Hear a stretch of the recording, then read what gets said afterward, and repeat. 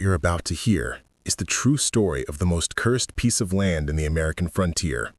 A farm that witnessed not one, not two, but three separate massacres within the span of just 14 years. And somehow, against all odds, one family refused to leave. This is the story of the Hendrickson farm, located in what is now known as the bloodiest quarter section in Kansas history. And I'm warning you right now, what happened on that land will challenge everything you think you know about survival, revenge, and the sheer stubborn will of frontier families who believed that abandoning their land meant abandoning their very souls. Before we get into the absolute nightmare that unfolded on this property, make sure you hit that subscribe button and turn on notifications, because the stories I bring to this channel are researched from actual historical records, court documents, and first-hand accounts that most people will never see. And if you love deep dives into the darkest corners of Wild West history, you're in exactly the right place. Now let's talk about why this particular farm became a magnet for violence, death, and unspeakable horror. The year was 1856, and Kansas was bleeding. The entire territory had become a battleground between pro-slavery and anti-slavery forces, with massacres, raids, and guerrilla warfare turning neighbor against neighbor in what historians would later call Bleeding Kansas. But even in this landscape of violence, the Hendrickson farm stood out, not because of what the family did, but because of where they had the misfortune to settle. Jebediah Hendrickson was a Swedish immigrant who arrived in America with his wife Martha and their 4 children in 1853, carrying nothing but $200 in gold coins, a wagon full of farming equipment, and a dream of owning land that nobody could ever take from him. He had heard stories about the opportunities in Kansas Territory, about how a man could claim 160 acres under the Homestead Act if he was willing to work it. And for a man who had spent his entire life as a tenant farmer in Sweden, the idea of owning land was worth any risk. What Jebediah didn't know, what nobody told him, was that the specific quarter section he chose to settle, located 15 miles southwest of Lawrence along Pottawatomie Creek, sat directly on top of an ancient Kaw burial ground, and more importantly, it was positioned at the exact intersection of 3 different territorial claims that were being violently disputed. The first massacre happened on a cold November morning in 1856, just 3 years after the Hendricksons had built their cabin and started working the land. Jebediah had just finished the fall harvest, and the family had stored enough wheat, corn, and salted pork to last through the winter, when a group of 23 border ruffians from Missouri, led by a man named Clayton Briggs, rode onto the property looking for a fugitive slave they claimed had been harbored by anti-slavery settlers in the area. Now here's the thing you need to understand about Jebediah Hendrickson. He wasn't political. He didn't care about slavery one way or the other. He just wanted to farm his land and raise his family. But Clayton Briggs didn't care about the truth. He cared about making an example. The border ruffians dragged Jebediah out of his cabin at gunpoint, demanding to know where the fugitive was hiding, and when Jebediah insisted he hadn't seen anyone, Briggs ordered his men to search every building on the property. They tore through the cabin, the barn, the smokehouse, destroying everything they touched. And when they didn't find what they were looking for, Briggs made a decision that would stain that land with blood for decades to come. What happened next was witnessed by Martha Hendrickson and her 4 children, who were forced to watch from inside the cabin as Briggs and 6 of his men beat Jebediah to death in the front yard using rifle butts and fence posts. But they didn't stop there. Briggs ordered his men to round up the 3 hired hands who worked the farm, 2 German immigrants named Klaus and Heinrich, and a freed black man named Samuel, who had been working for the Hendricksons in exchange for a small plot of land where he could build his own cabin. These 3 men were dragged to the large oak tree that stood in the center of the property, the same tree where the family held picnics in the summer. And they were hanged one by one while Martha screamed from inside the cabin and her children cried in terror. The border ruffians then set fire to the barn, killing 4 horses and 17 head of cattle that couldn't escape. and before they rode away, Clayton Briggs walked up to the cabin window, looked Martha directly in the eyes, and told her that if she or anyone in her family was still on that property by spring, they would come back and finish what they started. Now here's where the story takes its first unexpected turn, because any sane person would have packed up whatever they could carry and left that cursed land forever. But Martha Hendrickson was not any person. She was a woman who had watched her husband cross an ocean, survive a cholera outbreak on the ship that killed 43 passengers, work himself to exhaustion clearing rocks and timber from virgin prairie, and finally build something that belonged to them. And she'd be damned if she was going to let a pack of Missouri thugs take that away from her family. So Martha did something that shocked everyone in the territory. She stayed. And not only did she stay, she rebuilt. She buried her husband and the 3 hired hands in graves on the property. She salvaged what she could from the burned barn, and she sent word through the Free State community that she needed help. Within 2 weeks, 17 men from Lawrence and Topeka showed up at the Hendrickson farm with lumber, tools, and supplies, and they spent 6 days rebuilding the barn, repairing the cabin, and helping Martha plant winter wheat. These men, many of them members of the Free State militia, weren't just being charitable, they were making a statement. They were saying that the pro-slavery forces could not terrorize settlers into abandoning their legal claims, and the Hendrickson farm became a symbol of resistance. But here's what made the situation even more complicated, and this is something that most historical accounts leave out. Martha wasn't alone in her defiance. Her eldest son, Eric, was 17 years old when his father was murdered, and the experience transformed him from a farm boy into something much darker. Eric spent the entire winter of 1856 to 1857 learning everything he could about tracking, shooting, and frontier warfare from the Free State militia members who visited the farm, and by the time spring arrived, he had become an expert marksman and a dedicated member of the anti-slavery resistance. What Eric didn't tell his mother was that he and 5 other young men from the area had formed a secret pact. They had compiled a list of every man who rode with Clayton Briggs during the attack on their farm, and they intended to hunt down and kill every single one of them. This was no longer about politics or territory or slavery. This was about blood revenge. And Eric Hendrickson was patient, methodical, and absolutely merciless in his pursuit of justice. Over the next 18 months, 6 men who participated in the massacre at the Hendrickson farm died under mysterious circumstances. Clayton Briggs himself was found shot through the head in his camp near the Missouri border. 2 of his lieutenants were killed in what appeared to be a hunting accident, but was actually an ambush, and 3 others simply disappeared. Their bodies never found, although years later, a trapper would discover remains in a shallow grave near Marais de Sagnes that matched the descriptions of the missing men. The pro-slavery forces in Missouri knew exactly who was responsible for these killings, and they wanted revenge. But they faced a problem. The Hendrickson farm had become a fortress. Martha had used some of the money from her late husband's savings to hire 4 permanent guards, all of them experienced fighters from the Free State militia, and the farm now had gun ports cut into the walls, a reinforced door, and a constant rotation of armed men watching the property. Attacking the Hendrickson farm had become a suicide mission, so the pro-slavery forces decided to wait for their opportunity. That opportunity came in May of 1858 during what became known as the Marais de Sagnes massacre, when a large pro-slavery force swept through the area, attacking multiple Free State settlements. On May 19th, a group of 32 men led by a Georgian planter named Charles Hamilton descended on the Hendrickson farm at dawn. But this time, they weren't coming to question or intimidate, they were coming to eradicate. The attack began with rifle fire from 3 directions simultaneously, and within minutes 2 of the guards were dead and a 3rd was seriously wounded.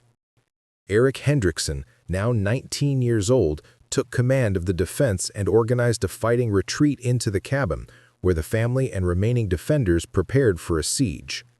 What happened next lasted for 7 hours and became one of the most brutal small-scale battles of Bleeding Kansas. Hamilton's men surrounded the cabin and poured rifle fire into it from every direction, but the thick oak walls that Jebediah had insisted on using when he built the structure proved to be strong enough to stop most of the bullets, and the defenders inside were able to return fire through the gun ports with devastating accuracy.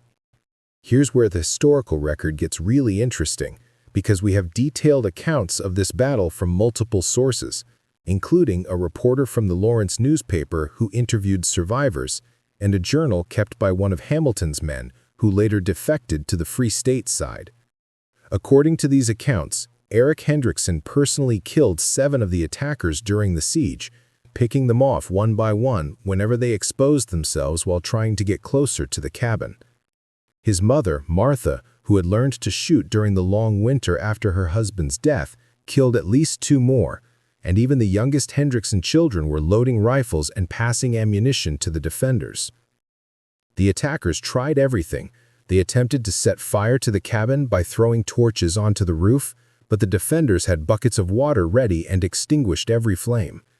They tried to rush the door with a battering ram made from a fence post, but were driven back by concentrated rifle fire, and they even tried to tunnel under the cabin wall, but gave up when they realized the foundation was built on solid limestone.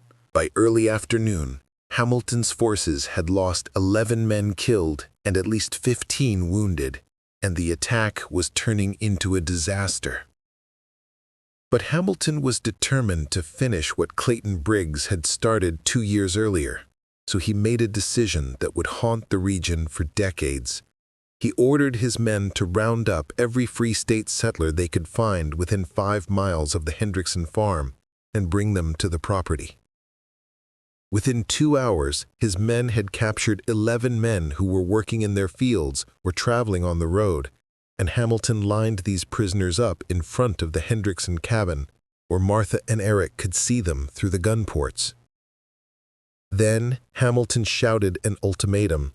Either the Hendricksons and their defenders surrendered immediately and abandoned the farm forever, or he would execute all 11 prisoners one by one in front of the cabin.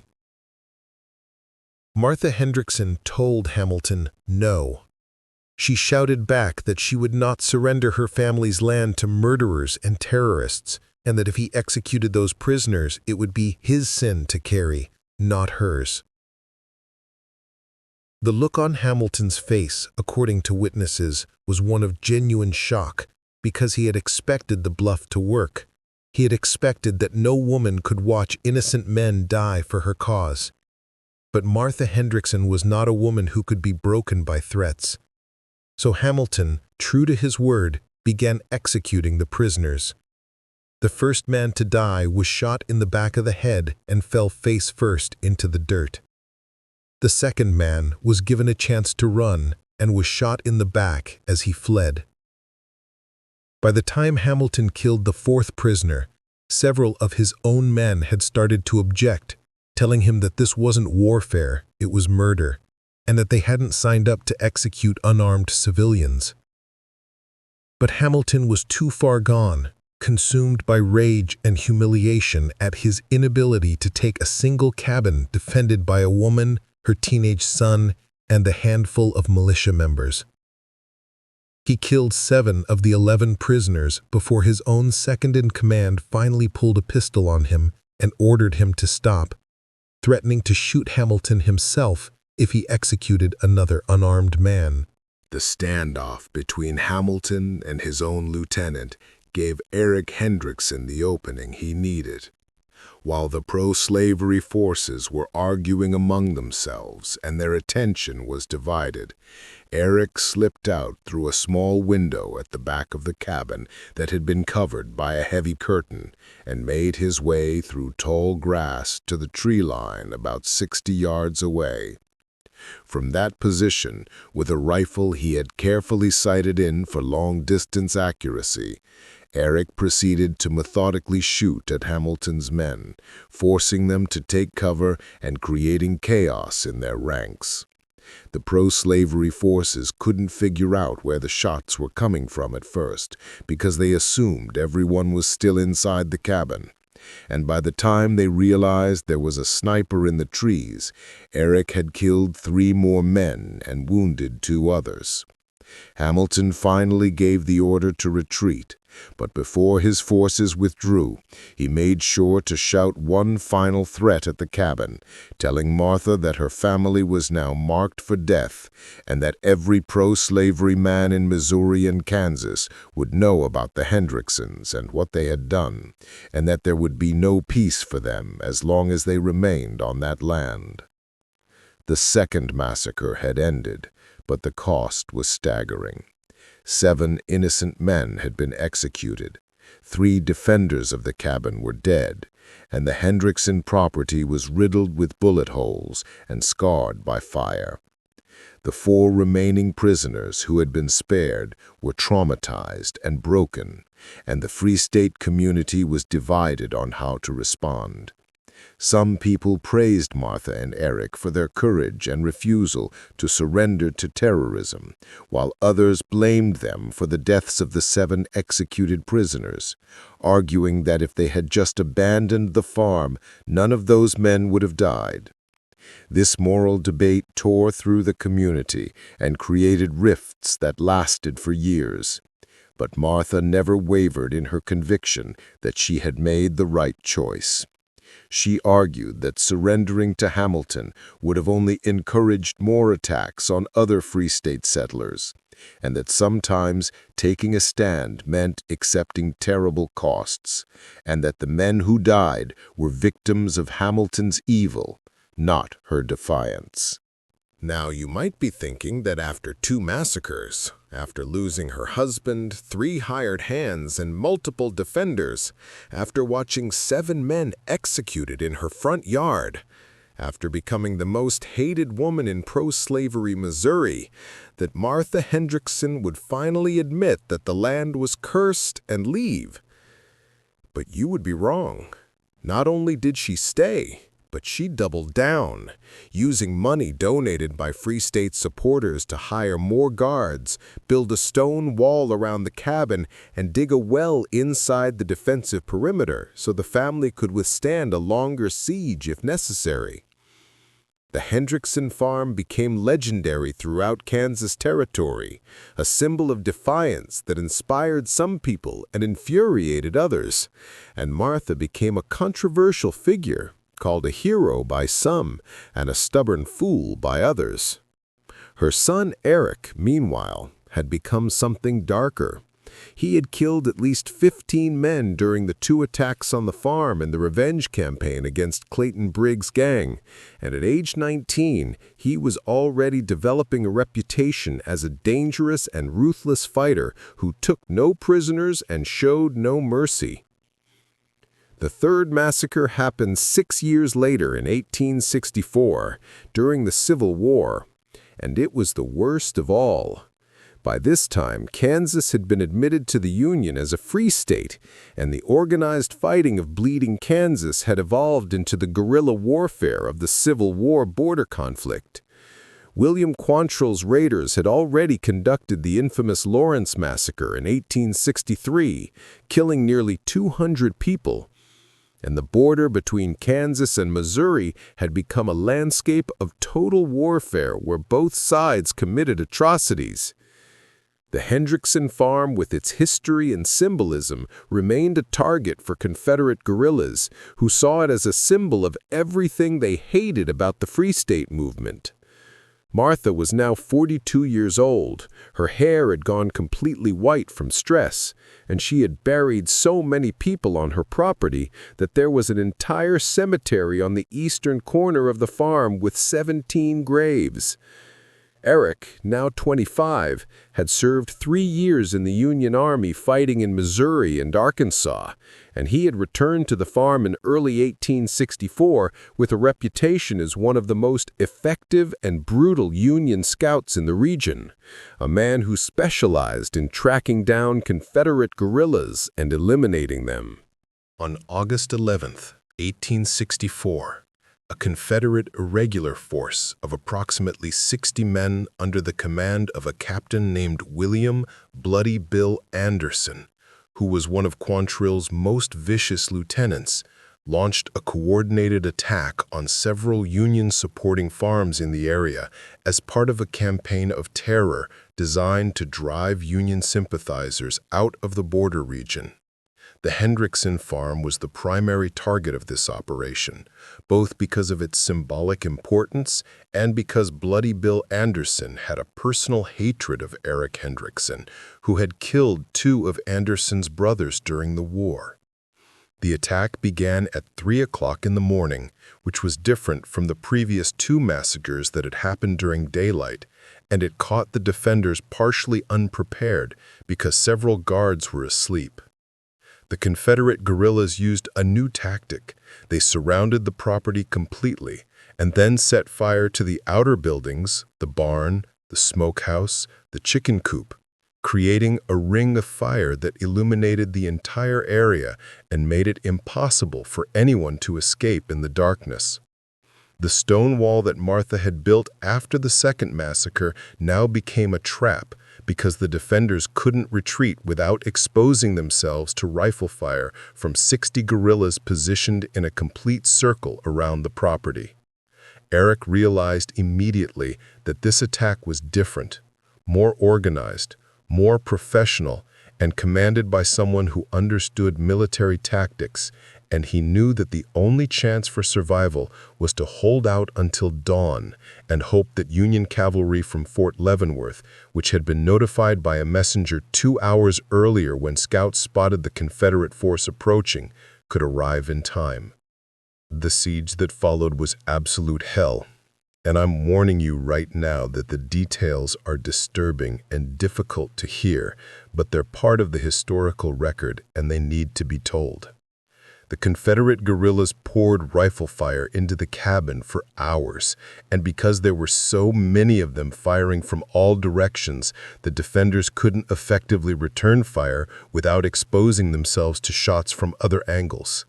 Within the first hour, 3 defenders were dead, and 5 more were wounded, including Martha, who took a bullet through her left shoulder that shattered her collarbone.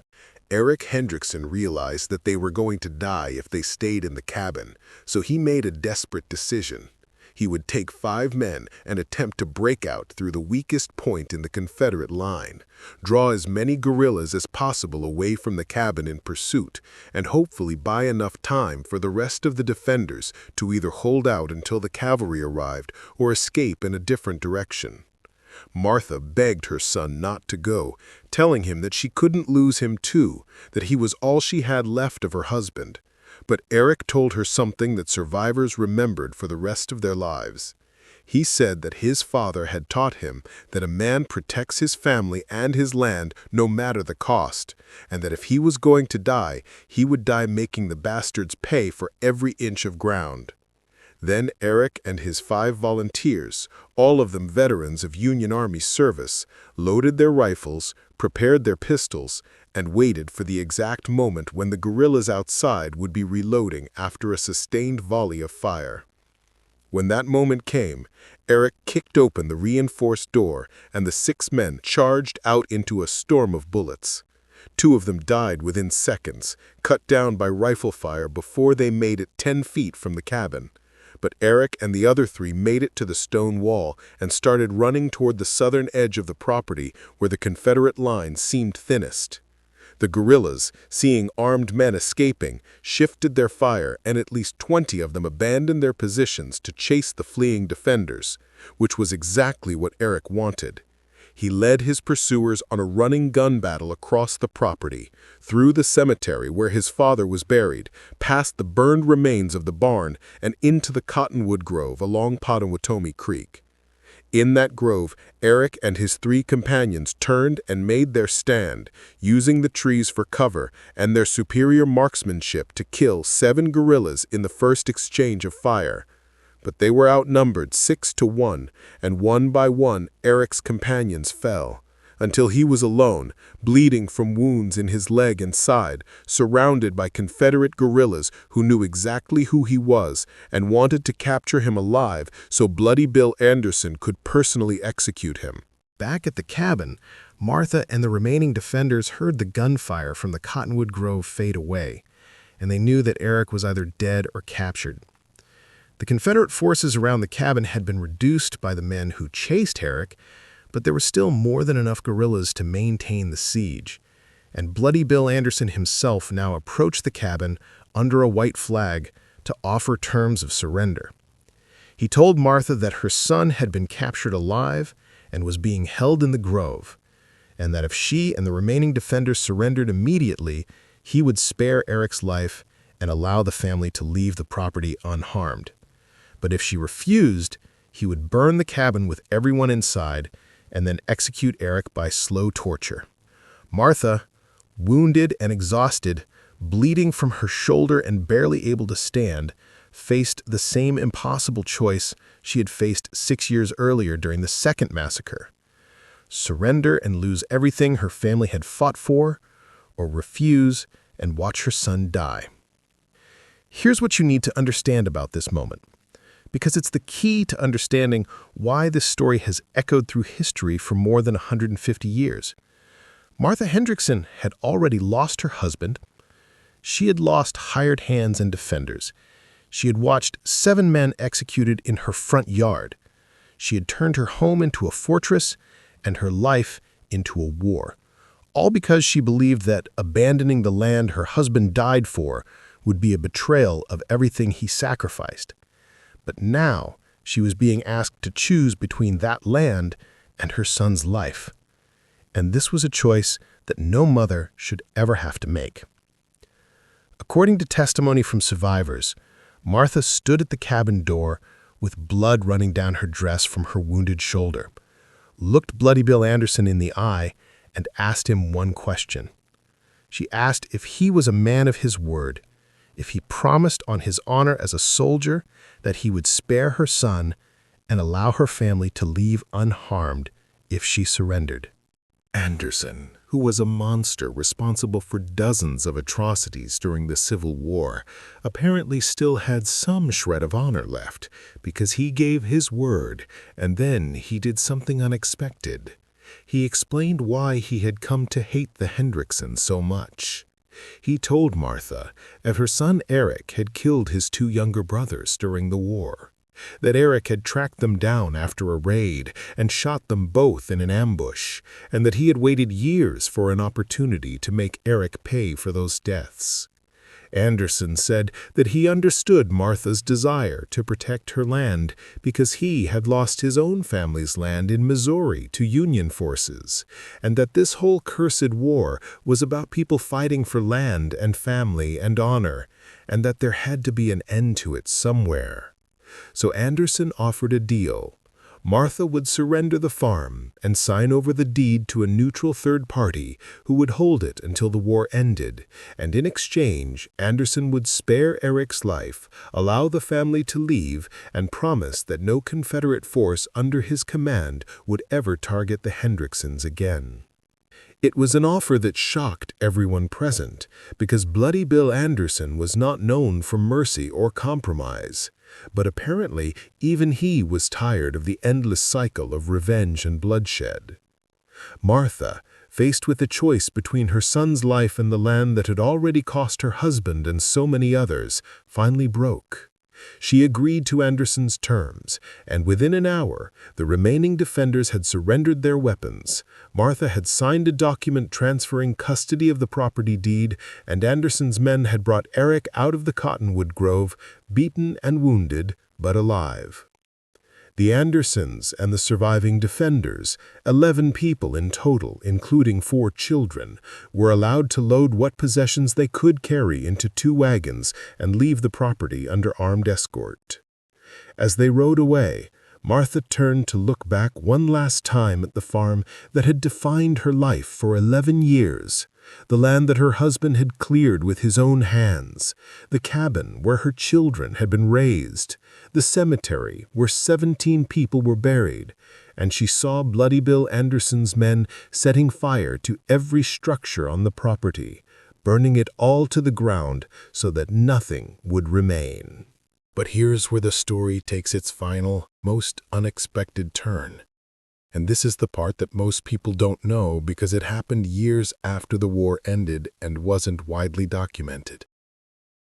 In 1870, 6 years after the Third Massacre and the end of the Civil War, Martha Hendrickson returned to Kansas. Her son Eric had died in 1868 from complications related to his war wounds, and Martha had spent the intervening years living with relatives in Illinois, but she had never stopped thinking about the farm, about the land that had cost her everything. When she arrived back in Kansas, she discovered that the deed to the property had never been officially transferred, that the neutral third party who was supposed to hold it had disappeared during the chaos at the end of the war, and that according to territorial records, she was still the legal owner of the land. Martha was now 48 years old. Her children were grown and living their own lives, and every reasonable person told her to sell the property and use the money to live comfortably for the rest of her days. But Martha Hendrickson was not a reasonable person. She never had been. Martha hired workers to clear the burned remains of the buildings, and over the course of 2 years she rebuilt everything, the cabin, the barn, the outbuildings, using the exact same design her husband had used 20 years earlier. She lived alone on the property, tending a small garden and raising chickens, and she refused all offers to buy the land, no matter how much money was offered. Local people thought she was crazy, living alone on the cursed property where 3 massacres had happened. But Martha told anyone who asked that the land wasn't cursed. It was consecrated by the blood of people who believed in something more important than their own lives, and that she would die on that property and be buried next to her husband, and that no force on earth would move her again. She lived there for 23 more years, and she died in 1893 at the age of 71, and she was buried in the cemetery on the eastern corner of the property, the 18th grave in a row that included her husband, hired hands, defenders, and even 2 of the prisoners who had been executed during the Second Massacre, and whose families never claimed their bodies. So, what's the lesson here? What are we supposed to take away from this story of a farm that survived 3 consecutive massacres and the woman who refused to abandon it? I think the answer is complicated, because Martha Hendrickson was both a hero and a cautionary tale. She was heroic in her refusal to be intimidated, in her determination to protect her family's legacy, in her willingness to sacrifice everything for a principle. But she was also responsible, either directly or indirectly, for the deaths of dozens of people, including 7 innocent prisoners who died because she wouldn't surrender during the Second Massacre. Some historians argue that Martha's stubbornness prolonged the violence and made the Hendrickson farm a target that drew attacks that might otherwise have been directed elsewhere, while others argue that her resistance inspired the Free State movement and proved that terrorism could not win if people were willing to stand their ground, no matter the cost. What we do know for certain is that the Hendrickson farm represents something fundamental about the American frontier experience, the idea that land ownership was worth dying for, that a man or woman's home was their castle, and that defending your property from those who would take it by force was not just a right, but a sacred duty. This belief drove thousands of people to stay in dangerous territories during Bleeding Kansas, the Civil War, and the Indian Wars, and it created a culture of violence and revenge that echoed for generations. The question we have to ask ourselves is whether that belief was noble or foolish. whether people like Martha Hendrickson should be celebrated or criticized, and whether the cost in human lives was worth the principle they were defending. I don't have an easy answer to those questions, and I don't think history does either, which is why the story of the Hendrickson farm remains relevant more than 150 years later. Before we wrap up, I want to tell you about one more detail that I find absolutely chilling. During the archaeological survey in 2012, the research team discovered something unexpected in the ruins of the stone wall that Martha had built after the second massacre. They found carved into one of the foundation stones a message that read, "This land is paid for in blood and will be held in blood, MH 1858. Martha Hendrickson had literally carved her determination to hold the property into the foundation of her defenses, creating a permanent record of her refusal to surrender. And that stone, with that message, is now on display at the Kansas State Historical Society Museum in Topeka. When I saw that stone in person during my research for this video, I stood there for probably 15 minutes just staring at it, trying to imagine what kind of person could experience the horror of the first massacre, bury her husband and 3 hired hands, and then decide not only to stay, but to carve a message promising that she would defend that land with her life and the lives of anyone who stood with her. The story of the Hendrickson farm is not a happy story. It's not a story with clear heroes and villains, and it's not a story that offers easy moral lessons. But it is a true story about real people who lived through unimaginable circumstances and made choices that we can barely comprehend from our comfortable modern perspective. Martha Hendrickson was a Swedish immigrant who wanted nothing more than to own a piece of land where her family could build a life. And that simple dream turned into a nightmare that consumed 11 years of her life, killed her husband, killed her son, and killed dozens of other people who got caught up in the violence that surrounded the property. But Martha never gave up, never surrendered, and never stopped believing that the land was worth fighting for. And whether you think that makes her a hero or a fool or something in between, you have to admit that her story is one of the most compelling and disturbing chapters in the violent history of the American frontier. Now, I want to hear from you in the comments. Do you think Martha Hendrickson was right to stay on the farm after the first massacre, or should she have left to protect her family? Do you think she bears responsibility for the deaths of the 7 prisoners who were executed during the second massacre because she refused to surrender? And what would you have done if you were in her position, facing the choice between your son's life and the land your husband died for? These are difficult questions with no easy answers, but they're worth thinking about because they get at fundamental issues of honor, duty, family, and revenge that still shape our culture today. Drop your thoughts in the comments and make sure you're subscribed to this channel with notifications turned on because I bring you stories from the Wild West that you won't find anywhere else. Stories that are researched from actual historical records and told in all their brutal, complicated, morally ambiguous glory.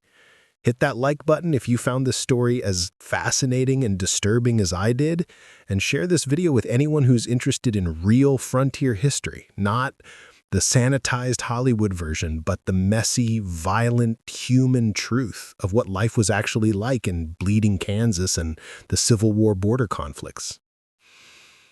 The Hendrickson farm stands as a monument to the darkest aspects of the American frontier, a place where ideology, violence, stubbornness, and tragedy came together in a perfect storm that destroyed dozens of lives and created a legacy that still haunts the landscape of Kansas more than 150 years later.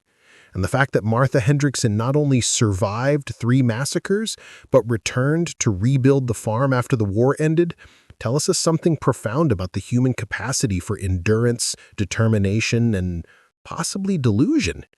Because there's a fine line between courage and foolishness, between defending your principles and sacrificing everything for a piece of land that may not be worth the price in blood that it demands. That line is different for every person, And I suspect that each of you watching this video will draw that line in a different place, which is what makes the story of the farm that survived 3 consecutive massacres so powerful and so relevant even in our modern world where most of us will never face the kind of choices that Martha Hendrickson had to face.